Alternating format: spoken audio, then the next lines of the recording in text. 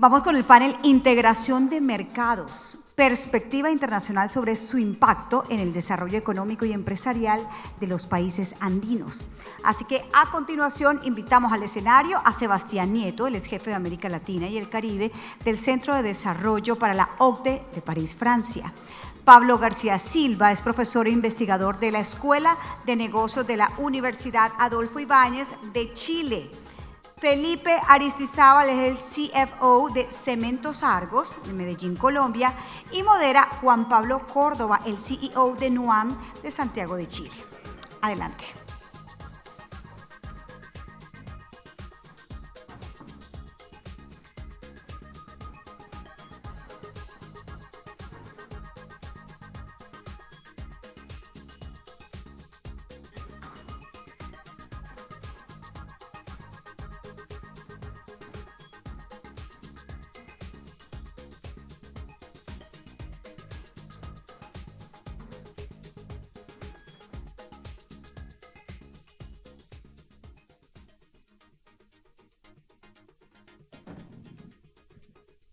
Hola, bueno, muy buenos días a todos, muchas gracias.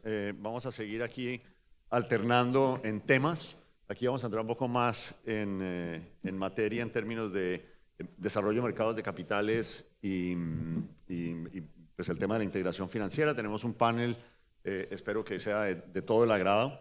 La idea del panel, pues ya nos presentaron, entonces no voy a repetir eso, pero la idea es que Pablo nos va a hacer un resumen del estudio que hicieron con Kevin Cowan de la Universidad Adolfo Ibáñez de Chile sobre mercados de capitales y crecimiento económico y el rol de la integración de las bolsas. Entonces, abriríamos primero con la presentación de Pablo y luego pasamos al panel a las preguntas.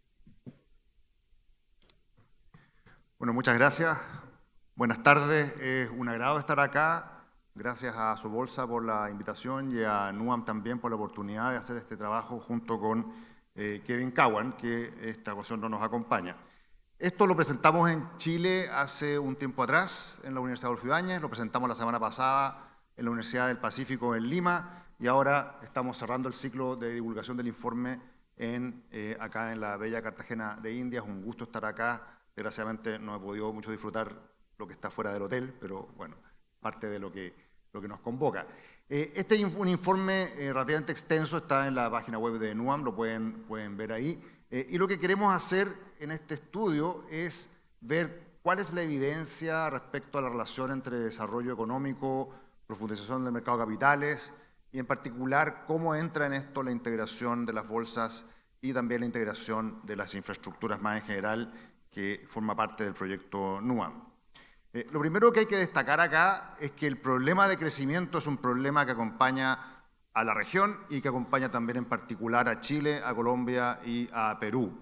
Este gráfico muestra cómo los países que les han tendido a ser exitosos tienden a crecer de forma gradualmente más lenta a medida que van avanzando en su senda de desarrollo. Esa es la línea roja. Y lo que observamos es que tanto Chile como Colombia como Perú están fuera de esta cartera de convergencia, están fuera de lo que debiesen estar creciendo, dado los niveles de desarrollo. Todos estos tres países debiésemos estar creciendo más y lo que se observa entonces es una especie de excepción. Esto es un tema que es común en la región, común en nuestros países. Lo que uno también se aprecia acá es que los países que finalmente terminan desarrollándose más, con algunas excepciones, pero que no son muchas, son países que también logran aumentar la profundidad de su mercado de capitales. Ese es el tamaño de la burbuja. Todos los países a la derecha de Chile, Colombia y Perú, que son países que les ha terminado yendo bien, ¿cierto? Son países que han tendido a profundizar su mercado de capitales. Entonces, el desafío, aquí hay causalidad, por supuesto, en ambas direcciones, es cómo tomar iniciativas para empujar la profundización del mercado de capitales en la región y en nuestros tres países en particular. Otra manera de ver este fenómeno es observar hoy día los países de ingreso alto. Hoy día los países de ingreso alto han experimentado durante las últimas décadas un rol muy protagónico del mercado de capitales en financiar el crecimiento de las empresas. Es decir, no solamente ha sido vía financiamiento bancario, de hecho el financiamiento bancario se mantiene relativamente estable como fracción de lo que recurre en estos países, sino que lo que más bien ha ocurrido es que en el margen, a medida que los países han logrado ser exitosos, ha sido gracias a mayor acceso a financiamiento no solamente de acciones, sino que también vía bonos en el mercado de capitales, y por tanto ahí hay otro ángulo que uno tiene que también explorar para el futuro de nuestra región y los países de NUAM. Si uno le pregunta a las empresas, es algo también bien peculiar.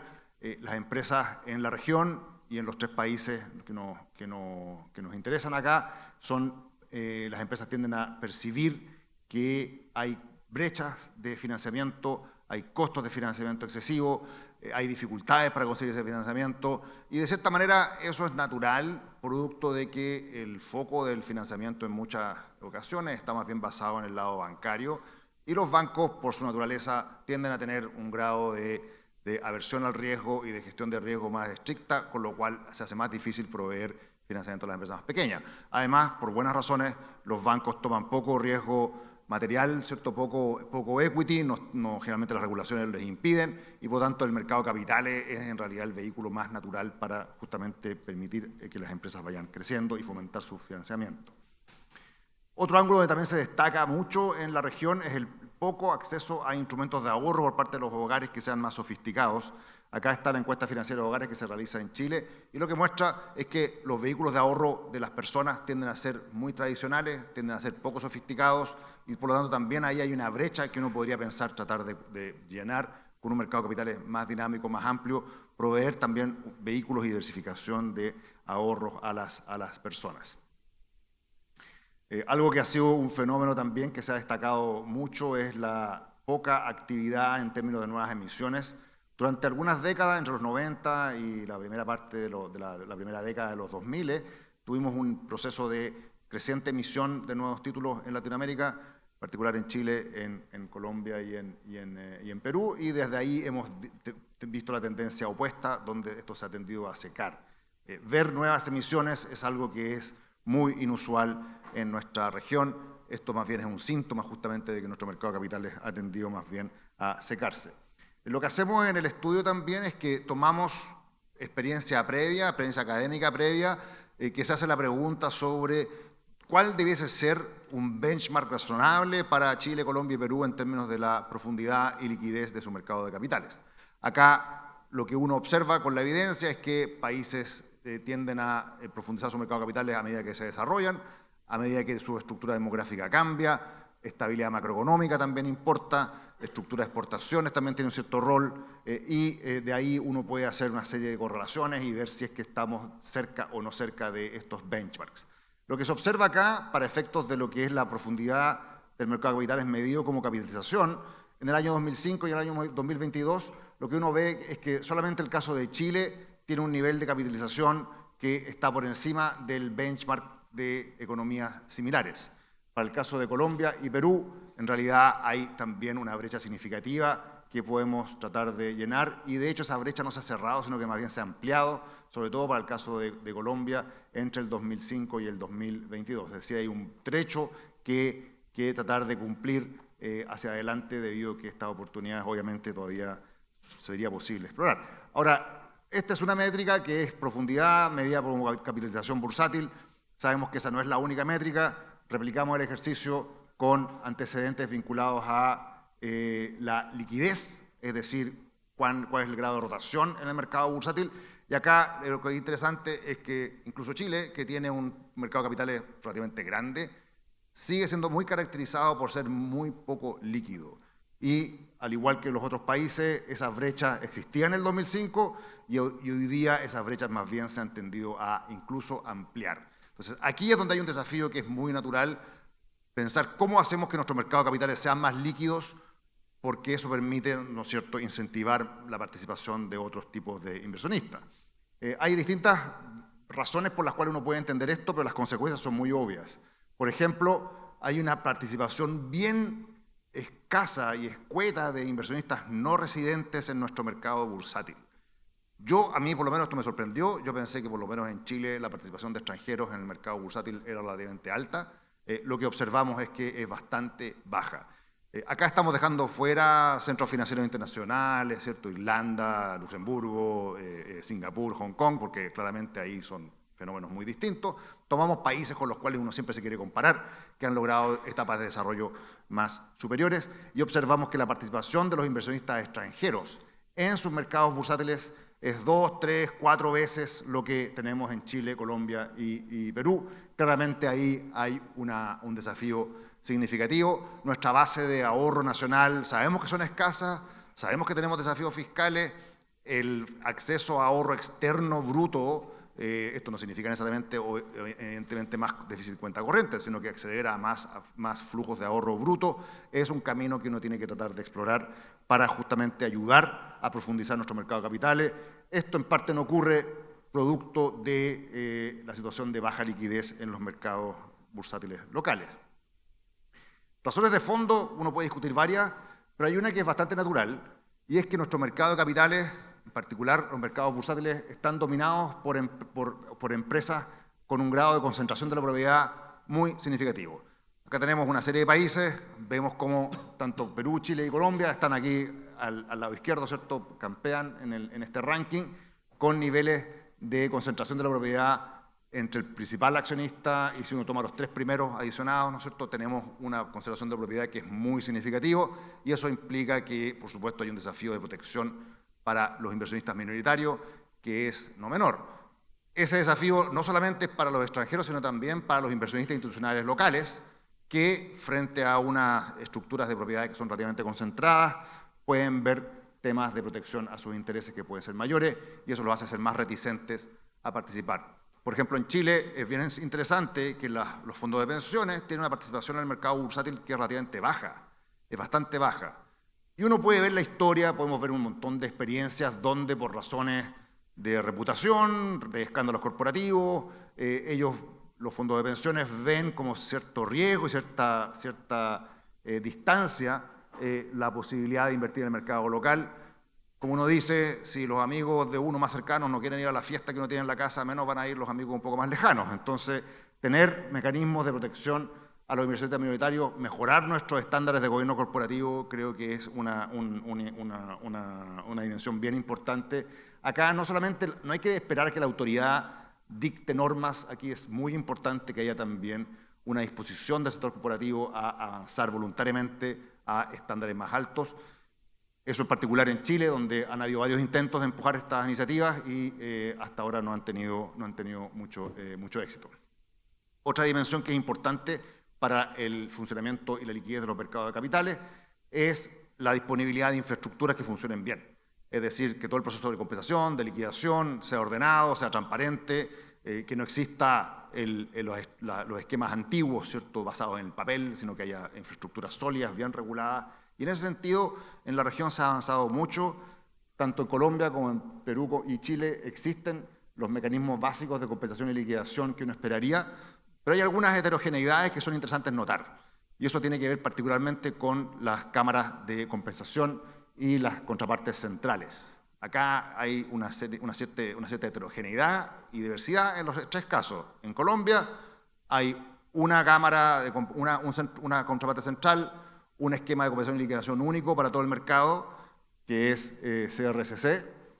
En Perú no hay, curiosamente. En Perú les ha tomado un tiempo avanzar en implementar estos esquemas de compensación y liquidación, y en Chile hay muchas. En Chile hay muchas, hay una segmentada por mercado, ¿cierto?, una para derivados, otra para valores, otra para moneda extranjera. Entonces, esa heterogeneidad obviamente hace que haya ciertas dificultades en aprovechar economías de escala en los procesos de compensación y liquidación, hacer que la gestión de las garantías sea más eficiente, y ahí hay espacios claramente para avanzar. Es interesante que esta área de la compensación es un tema que indudablemente va en algún minuto ser relevante a la hora de ver el proceso de integración de NUAM. Se parte con las plataformas de transacción, eventualmente se llega a la compensación y liquidación.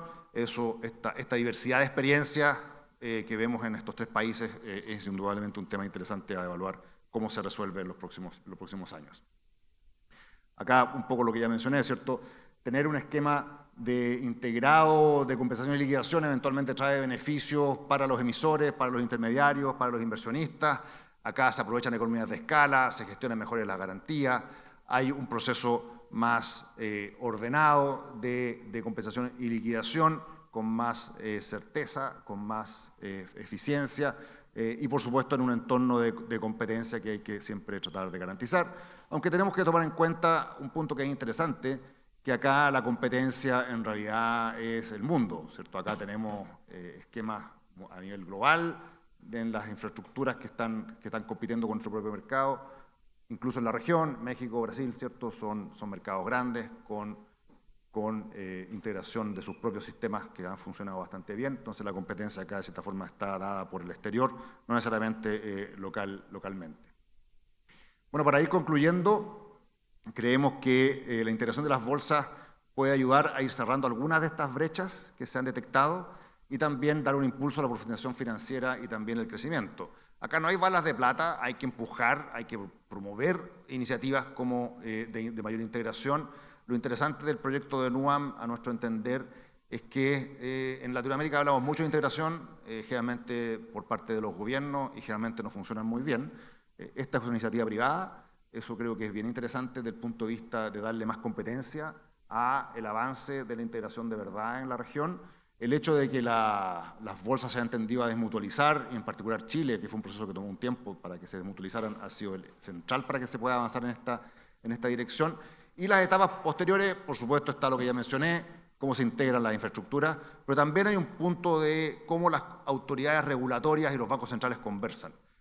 Hay ejemplos en que esto se ha realizado en otras partes del mundo, por ejemplo en Europa, pero por supuesto eso traía de por sí la moneda única, homologación regulatoria fuerte, directrices comunitarias y por lo tanto un énfasis muy empujado por la autoridad hacia la concentración y la integración de las plataformas transaccionales y de la compensación y liquidación. En Latinoamérica eso no va a ocurrir, pero sí podemos esperar que hayan procesos de reconocimiento mutuo, que las autoridades regulatorias de los tres países reconozcan a los emisores, a las infraestructuras, a los intermediarios de los otros países para participar en el proceso de transaccional y de liquidación. Hay elementos que permiten pensar que eso es factible. En Chile, al menos, por ejemplo, el Banco Central tiene autorizaciones legales para poder reconocer otras infraestructuras de pagos en el mundo, el regulador bancario también. Entonces esto hay que entenderlo como una estrategia más amplia de profundización, donde en realidad, más que esperar que el gobierno o los reguladores lo impongan, más que esperar que el mercado lo genere de forma espontánea, se requiere generar una coordinación público-privada que sea esencial. En Latinoamérica tenemos un problema donde cuesta mucho que en la misma mesa se junten entidades reguladas y entidades y reguladores sin sentir que hay algún compromiso desde el punto de vista de lo que va a implicar esa conversación. Creo que hay un salto como conceptual donde tenemos que ser capaces de hacer esas conversaciones sin compromiso para detectar dónde están las brechas y poder ir avanzando y eliminando los puntos ciegos que muchas veces interfieren en esta integración. Con eso termino y de nuevo los invito a leer el artículo que está en la página web de NUAM. Creo que trae un montón de otros antecedentes que pueden ser interesantes y bueno, muchas gracias por la invitación nuevamente y de juntarme al panel. Muchas gracias, Pablo. Voy a pasar entonces al panel, donde le voy a dar primero la palabra a Sebastián y luego a Felipe, y luego volvemos contigo, Pablo. Y voy a arrancar contigo, Sebastián. Yo creo que pues, el trabajo de Pablo y de Kevin lo pone claramente. Los mercados de capitales son claves para el desarrollo económico, lo mencionó también Klaus en su presentación anterior. Y el tema hoy en América Latina es cómo recuperamos la senda de crecimiento. América Latina lleva un poco más de una década con muy pobre desempeño económico y crecimiento económico. Entonces, si el tema a la orden del día, digamos, ahora que estamos en ciclo político, es cómo ponemos una agenda de crecimiento económico para la región de nuevo, ¿no? Y cuál es el rol entonces del mercado de capitales. Entonces, te quería plantear desde la OSD, ¿cómo ven ustedes la contribución de los mercados de capitales a este proceso de desarrollo y crecimiento económico para la región, en particular tú que estás en el Centro de Desarrollo de la OSD? ¿Y cómo ves este proceso que estamos liderando desde Chile, Perú, Colombia y NUAM de integración de los mercados? Bueno, primero que todo, muchas gracias a NUAM, a Sobolsa, por la invitación a este congreso. Gracias a Juan Pablo por esa pregunta y creo que es fundamental lo que planteas porque efectivamente, y ya lo mencionaba Klaus, en su presentación, pues tenemos un crecimiento económico de América Latina que es cercano al 2.2% para este año. Es muy inferior a lo que tenemos en otras economías emergentes. Si vemos, por ejemplo, las economías asiáticas están cercanas al 4.5% para 2025, un año sin duda alguna de alta incertidumbre internacional. Pero ya entrando a pensar más en el crecimiento potencial que tiene América Latina, y si miramos el crecimiento del PIB per cápita potencial de la región, pues vemos que estamos hablando de una cifra del 0.7%. Esas son nuestras estimaciones, es un punto porcentual por debajo de los que tenemos en las economías avanzadas. Es decir, que la brecha del PIB per cápita se estaría aumentando si seguimos con ese bajo crecimiento potencial del PIB per cápita. Y detrás de esto, pues tenemos la productividad que representa el 35% de la productividad de los países de la OCDE. En los años 90, finales de los años 90, representaba el 45% de la productividad de los países de la OCDE. Entonces estamos aumentando también la brecha en cuanto a productividad laboral. Y pues, como bien lo decía Paul Krugman, pues en el corto plazo tal vez la productividad no lo es todo, pero en el largo plazo sí es prácticamente todo. Y cuando hablamos de largo plazo, sin duda alguna, pues vemos la conexión directa con el mercado de capitales, donde sin duda alguna nos ayuda a financiar proyectos de largo plazo, a financiar lo que necesitamos de desarrollo productivo, donde las inversiones, actividades innovadoras de las empresas tienen que pasar por el mercado de capitales. Es algo que ya lo hemos visto, tenemos experiencias en varios países asiáticos, caso de Corea, por ejemplo, que salió de la trampa de ingreso medio hace 30 años y que tenía pues un desarrollo del mercado de capitales bastante amplio con respecto a lo que tenemos en América Latina. Entonces, todo esto, digamos, de los beneficios del mercado de capitales, lo sabemos, es cómo lo comunicamos, cómo llegamos a un público más amplio de lo que tenemos en esta sala. También, y muy importante, que mañana tengamos algunos precandidatos oyendo la iniciativa y lo que se está haciendo en NUAM, donde sin duda alguna, pues desde la OCDE lo hemos felicitado, lo tenemos en nuestro informe anual sobre América Latina, en nuestro foro que tenemos anual sobre América Latina y el Caribe, nuestro secretario general de la OCDE, Juan Pablo, es consciente, lo felicitó como un buen ejemplo de integración financiera regional en América Latina y que lo vemos como un ejemplo también para otras regiones emergentes. Entonces, frente a las cifras que ya pues vimos de Pablo y Kevin, pues de alta concentración en las emisiones, de baja rotación, que en realidad estamos hablando de una rotación o una liquidez que es menos de la mitad de lo que tenemos en los países de la OCDE, una capitalización bursátil que también estamos hablando del 35% en América Latina, 65% del PIB en la OCDE. Entonces, pues hay un margen donde la integración financiera regional puede jugar un papel fundamental, gracias a ganancias de eficiencia, reducción de costos de transacción e información y, por supuesto, mejoras en liquidez y mitigación de riesgo. Ahí lo que vemos es cómo los inversionistas extranjeros pueden acudir a NUAM gracias a esas economías de escala que vamos a tener, que sin duda alguna lo harían en los mercados aislados y pequeños, y esto ya lo mostraba Guillermo Calvo hace muchos años, donde veía que esas restricciones hacían que no accedían los fondos globales, a pesar de que podría haber beneficios de diversificación. Entonces, NUAM es un gran ejemplo de cómo sí se puede acudir a estos mercados.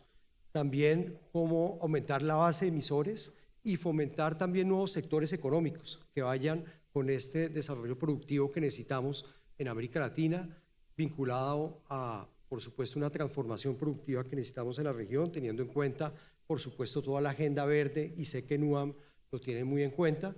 Y por último, pues algo que vemos es que hay una demanda que puede aumentar aún más, y esto sin duda alguna pues puede disminuir el costo de financiamiento. Entonces, para ir cerrando, pues sin duda alguna, bienvenido NUAM, como lo decimos en la OCDE. No se conoce tanto cuando salimos de estos foros, y por eso en nuestro informe de América Latina, que va a un público más amplio, Lo hemos subrayado no solamente en la edición anterior, lo vamos a seguir haciendo en esta edición, donde vemos que está totalmente vinculado con el desarrollo económico de América Latina.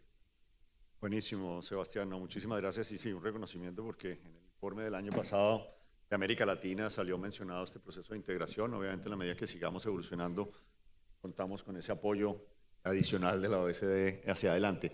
Quiero pasar con Felipe un poco más al practitioner, ¿no? Aquí hablamos de la teoría del mercado de capitales, pero el que está allá en el lodo, levantando capital, hablando con los inversionistas, ¿cómo ves tú este proceso y cómo ha sido la experiencia de ustedes? Ustedes han sido muy exitosos en los últimos años en hacer un proceso de acercamiento y de presentación de ustedes como emisor a los inversionistas. ¿Cómo ha sido este proceso? ¿Cómo es la experiencia? Y luego hablamos desde tu punto de vista qué se necesita en este proceso de integración para que a ustedes como emisores les vaya mejor, que es de lo que se trata. O sea, los emisores son los que van a levantar el capital, hacen los proyectos de inversión, generan el empleo, generan el crecimiento económico, así que los necesitamos de socios en este proceso. Claro que sí. Muchas gracias, Juan Pablo, a ti, a Nuam y a Sobolsa por la invitación a este espacio.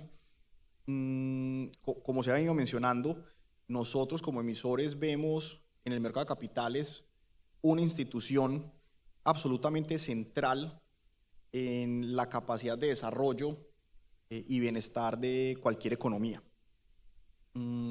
Es una institución, al menos a mi forma de ver, tan importante o relevante como la institución de la moneda, como la institución del sistema bancario, y en el caso particular de estas economías emergentes, le permite al país y a todos sus agentes poder alejarse de esa situación del pecado original, en donde no es posible encontrar un canal, un conducto para movilizar el ahorro privado hacia la inversión, y que las compañías y los proyectos de inversión puedan encontrar financiación en moneda local y tengan necesariamente que acudir al mercado internacional a financiación en monedas duras, lo que encarece el costo de capital y disminuye la frontera de posibilidades de crecimiento de una compañía y en el agregado de un país. Para el caso nuestro, el caso de Argos, el mercado de capitales, inicialmente el colombiano, ha sido absolutamente esencial para poder haber materializado toda esta historia de crecimiento de los últimos años. Y me refiero tanto al mercado de equities como al mercado de deuda. A lo largo en la historia reciente de la compañía, tal vez en los últimos 20 años, la compañía se ha apalancado de manera permanente y en una proporción muy importante en el mercado de capitales local para poder efectivamente levantar recursos de manera abundante, de manera eficiente, para poder perseguir las oportunidades de inversión que hemos adelantado, y hemos encontrado que en algunos momentos de la historia el mercado de capitales, los mercados de capitales locales incluso le han ofrecido al sector privado posibilidades de financiación en condiciones de eficiencia más atractivas que los mercados internacionales. Eso, en el caso particular de nosotros, fue una condición que aprovechamos de manera bastante proactiva y fue lo que nos permitió dar el paso a la internacionalización. Y esa es una condición que no se puede perder, porque casi que necesariamente llevaría al país a un estado de mercado frontera, en donde sí, la posibilidad de utilizar ese ahorro público y canalizarlo pues, a todo este tipo de iniciativas de crecimiento no se puede dar de manera eficiente. Entonces, yo diría que pues, así como muchas otras instituciones que tenemos pues, en el país y en la región, esta es una institución que tenemos que reconocer, proteger y rodear y seguir fortaleciendo, porque en la medida en que el mercado se desarticule, la capacidad de crecimiento del país casi que desaparece. Perfecto, Felipe, muchísimas gracias. Yo creo que eso que tú mencionas no es tan conocido ni reconocido, que hay circunstancias en las que inclusive las condiciones de financiación para las empresas en el mercado local puede ser superiores a las del mercado internacional, porque siempre se dice, no, bueno, si no hay mercado local no importa, y ahorita le voy a hacer la pregunta a Pablo, no importa que no haya mercado local porque siempre está el internacional, pero eso que mencionas es bien importante. Voy a pasar a ti, Pablo. Después de este trabajo que has realizado y toda la conversación que hemos tenido en los últimos meses, y donde yo creo que la conclusión pues ya es bastante evidente, ¿no? La importancia del mercado de capitales para el desarrollo económico de nuestros países. Tú que has estado cerca de los policy makers, ¿por qué es tan difícil tener consistencia y coherencia en el diseño de políticas públicas que proteja, desarrolle y estimule, como decía Felipe, el mercado de capitales? Sí, es una pregunta difícil, porque si uno pudiera convencer por papers, ¿cierto? Estaríamos resueltos muchos problemas ya. Creo que acá hay que pensar en incentivos y 3 reflexiones. La primera es que nos ha costado mucho en Latinoamérica en general generar incentivos para tener una política macro realmente ordenada. O sea, eso ha tomado décadas. Controlar la inflación, tener cuentas fiscales dentro de todo basadas en algunas reglas, ¿cierto? O sea, si uno piensa todo lo que nos ha costado llegar a este estadio donde todavía quedan muchas aristas que hay que seguir trabajando, eso es como el punto de partida, es condición necesaria. Entonces, sin haber logrado eso, quizás pensar en mercado de capitales es algo que queda un poquito postergado. Además, la diferencia con Asia, yo creo que hay una diferencia muy significativa con Asia, es que por razones también institucionales, allá el tema de la gestión del ahorro es muy relevante y el mercado de capitales surge como una respuesta a ese tema, a ese problema. En Latinoamérica, en realidad, es cómo evitar que el consumo consuma y cómo evitar que al primer problema se desplieguen las ayudas, como fue los retiros, ¿no es cierto? Pasó en Perú, pasó en Chile. Entonces, creo que el desafío macro sigue siendo prioritario y todavía hay que seguirlo trabajando. Pero no es solamente esa historia, yo creo que también ocurre que el mercado de capitales es una institución, no es una entidad propiedad de alguien. Y la dinámica de la economía política en Latinoamérica siempre ha sido el relacionamiento del Estado con privados que son, si tú quieres, dueños de algo, ¿ya? O los hogares, o las empresas, o los bancos. Entonces, al ser el mercado de capitales una institución transversal que afecta a todos los ángulos posibles, requiere como otra aproximación a su construcción. Y eso requiere también una visión un poco más como holística de cómo funciona el mercado y no solamente un relacionamiento político con contrapartes. Déjame darte un par de ejemplos al respecto. Está en el informe, no lo detallé con mucho detalle acá, pero es interesante que el mercado de capitales funciona como complemento y como sustituto a la banca, porque por una parte provee mecanismos de financiamiento que pueden competir con productos bancarios, pero también es un mecanismo que permite que la banca misma se pueda financiar. Y eso hace que la relación de la banca con el mercado de capitales tenga ciertas ambivalencias. Y hay veces que la industria bancaria no es muy proclive a que se desarrolle el mercado de capitales o que se desarrolle bajo ciertas condiciones, que potencie su capacidad de financiarla y se minimice de cierta forma su rol de competidor. Entonces, eso hace que haya lo mismo del gobierno corporativo. Es muy difícil avanzar voluntariamente a estándares de gobierno corporativo más elevados, porque lo tradicional que ocurre en los directorios es en situaciones como la que tenemos en Latinoamérica, con un grado importante de concentración, es la tentación de decir, si todo está tan bien, todo funciona bien, ¿para qué vamos a mover el bote, ¿cierto? Sigamos como estamos, ¿cierto? Hay de cierta forma, una dominancia del statu quo. Y en tercer lugar, mi impresión es que aquí, desde el punto de vista de la autoridad, el desarrollar el mercado de capitales requiere una atención al detalle micro que a veces no existe. Muchos de los temas que se discuten en términos de infraestructuras, de liquidación, ¿cierto? El settlement, son asuntos que requieren un cierto expertise que a veces no está, cierta forma a la mano, cuando tus prioridades son la inflación, el déficit fiscal, ¿cierto? La cuenta corriente, el tema cambiario. Entonces se requiere un cierto switch hacia un expertise micro que a veces no se logra muy bien en el Estado y además que tiene que ver también en términos de ámbitos más bien transversales. Pero creo que estamos bien encaminados y el hecho de que NUAM esté empujando esto de una iniciativa privada, yo creo que eso es bien interesante y obliga también a que nos demos cuenta en cada país de cuáles son las brechas que tenemos que ir cerrando.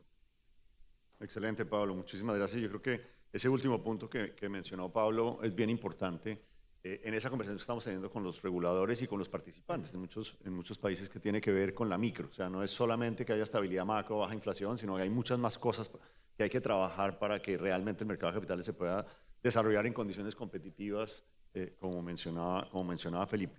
Nos están poniendo el color amarillo ya en el tiempo, entonces les voy a pedir que en esta ronda, porque tenemos un espacio para una ronda más de preguntas, pero si podemos hacer las respuestas un poco más acotadas. Entonces ya enfocándonos en la integración, Sebastián, ¿qué recomendaciones puntuales podrías tú hacerle a los policymakers de nuestros países que desde el punto de vista de la OECD serían muy importantes para lograr acelerar este proceso de integración que, como ustedes lo pueden observar bien en Europa, pues a pesar de que llevan muchos años, todavía hay agenda por hacer en Europa? ¿Cuáles serían como las recomendaciones puntuales que ustedes harían a los policymakers en la región? Bueno, punto, digamos, de partida, y como lo planteamos en las recomendaciones de nuestro informe sobre América Latina, primero, pues el reconocimiento mutuo entre operadores es algo que permitiría que el operador independiente, si está en Chile, Perú o Colombia, pueda operar en otra plaza bursátil. Es fundamental. Es una recomendación que está muy clara en nuestro informe.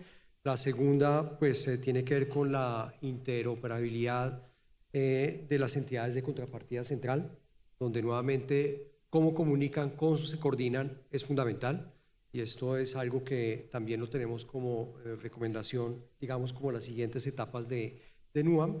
Y por supuesto todo lo que tiene que ver con la integración tecnológica, toda la parte digamos operacional, y fomentar, digamos, una armonización por el lado tributario.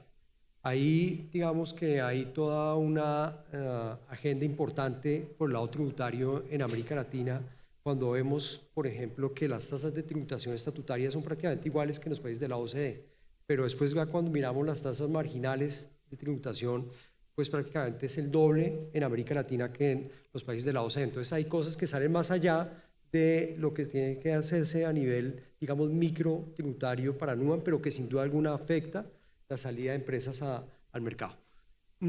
Ejemplos a seguir, por supuesto, Euronext. Empezó en el año 2000 con 3 plazas, ¿no? Con París, Bruselas y Ámsterdam. Hoy en día son 7 países que hacen parte de Euronext, así que pues NUAM tiene todo para también ampliarse a otros países posteriormente, pero sin duda alguna seguir ejemplos como el de Euronext, donde precisamente todo lo que decía del reconocimiento mutuo entre operadores, todo el tema de interoperabilidad, pues son fundamentales para seguir avanzando. Gracias, Sebastián. Sí, de lo que mencionaste me llamó la atención de la presentación de Klaus en la lámina de Draghi, que dice una CCP para Europa, un depósito para Europa. O sea, cuando los europeos se comparan con Estados Unidos, dicen, pues claro, es que en Estados Unidos hay un CSD y hay una sola clearing para el mercado de acciones y opciones sobre acciones. Aquí estamos, Pablo lo mencionó, en Chile tenemos 3 cámaras, tenemos una en Colombia, vamos a tener una en Perú, vamos a tener 5 cámaras para mercados muy pequeños que tienen que competir internacionalmente. Entonces, eso que mencionas, creo que en el tema de la infraestructura hay mucho por trabajar con las autoridades. Felipe, tú tienes como emisor una visión, yo creo que bien importante, sobre cómo te ayudaríamos nosotros desde digamos, la infraestructura de mercado para que ser emisor en este mercado fuera mucho mejor y más competitivo. ¿Cuáles serían como tus recomendaciones? Yo me enfocaría en 2 pilares fundamentales. El primero de estos pilares tiene que ver con la estandarización y convergencia hacia prácticas de mercados desarrollados. Creo que todavía existe un nivel de idiosincrasia relevante e importante que impide que jugadores internacionales puedan tener una participación mucho más libre de fricciones en el mercado local. Y en muchas dimensiones, digamos que todo el proceso y de todos los mercados, pues todavía operamos de una manera muy única y alejada de estándares internacionales. Entonces esa convergencia hacia estándares internacionales es un primer paso previo a la integración plena hacia los mercados primero regionales y luego internacionales. Y yo diría que en segunda medida, una filosofía de regulación y supervisión, digamos que más centrada en los principios que de una manera o una filosofía de pronto más taxativa y prevista como a la luz de ciertas reglas. Nosotros hemos tenido la oportunidad de interactuar con reguladores en América Latina y con el regulador en Estados Unidos, y la naturaleza de la interacción es completamente distinta, completamente distinta. La forma como el mismo regulador incluso actúa para proteger a los emisores o a los inversionistas minoritarios es muy distinta. Entonces también en ese sentido pues, se han venido dando pasos importantes tal vez en el último 2-3 años, pero definitivamente todavía siento que en América Latina estamos muy alejados de tener un sistema de regulación y supervisión que atienda pues, a esas mejores prácticas internacionales, y en donde haya así un foco mucho más fuerte en la protección a los minoritarios y la protección y la continuidad, digamos, que de la actividad industrial y operativa de los emisores. Algo en ese sentido, para ver si te entendí, es como que hay mucha atención a la forma y a la literalidad y no tanto al fondo de lo que está pasando en los negocios, en la toma de riesgos. Es una conversación que tenemos con los fondos de pensiones. O sea, por ejemplo, los portafolios de derivados ayudan a gestionar el riesgo del portafolio, pero si la norma es muy taxativa, eso genera conflictos en la interpretación y la supervisión. Es de ese tipo de cosas que estás mencionando. Exactamente, y en muchos casos, por ejemplo, ese apego a esa literalidad muchas veces ha limitado, por ejemplo, la actuación en situaciones en donde debería haber una actuación pues, muchísimo más activa pues, de quienes están vigilando y regulando el mercado. En otros casos, ese apego a la literalidad de pronto impide que muchos agentes puedan desarrollar operaciones y transacciones que están en el mejor espíritu pues, de sus mandatos. Entonces, pues, creo que esa transición a ese modelo filosófico de rectoría de los mercados sería muy valioso. No, buen punto. En Chile hemos estado con esta conversación y es, por ejemplo, el proceso de aprobación de una nueva emisión para un emisor de acciones ya existente en el mercado, que es el mismo proceso como si fuera por primera vez. Y todos los emisores le dicen a uno, pierdo competitividad frente al mercado americano. Yo una vez tengo el shelf, hago mi emisión en cualquier momento y no tengo que hacer todo el trámite de autorización frente a la comisión. Entonces, ese tipo de cosas son bien importantes. Bueno, para cerrar, quiero pasar la palabra a Pablo y no me resisto con mi pregunta para cerrar el panel, y es, digamos que algunas personas dicen, ¿para qué siguen insistiendo en estos mercados de América Latina que son chiquitos, que son difíciles, que la volatilidad regulatoria? Porque si ya todo está resuelto en Estados Unidos, no más bien nos entregamos pues al mercado americano y dejamos de dar lora con este tema del mercado de capitales en América Latina. ¿Cómo lo ves tú? O sea, ¿renunciamos a la idea de desarrollar nuestro mercado de capitales o seguimos insistiendo? Esto es un poquito como la idea de la dolarización, ¿cierto? Es una opción cuando quizás ninguna otra ya ha funcionado, pero creo que hay dos razones de peso para perseverar. La primera es que el mundo puede que se fragmente más, o sea, podemos tener fragmentación geopolítica, fragmentación regulatoria, cosas que nosotros no creíamos posibles que ocurrieran 15 años atrás están ocurriendo ahora, y por lo tanto tener un conjunto de infraestructuras y de mercados de capitales que funcionen en nuestra región es importante, porque en algún minuto quizás sea donde tendremos que intermediar nuestros propios ahorros si es que se producen fragmentaciones mayores en los mercados financieros internacionales.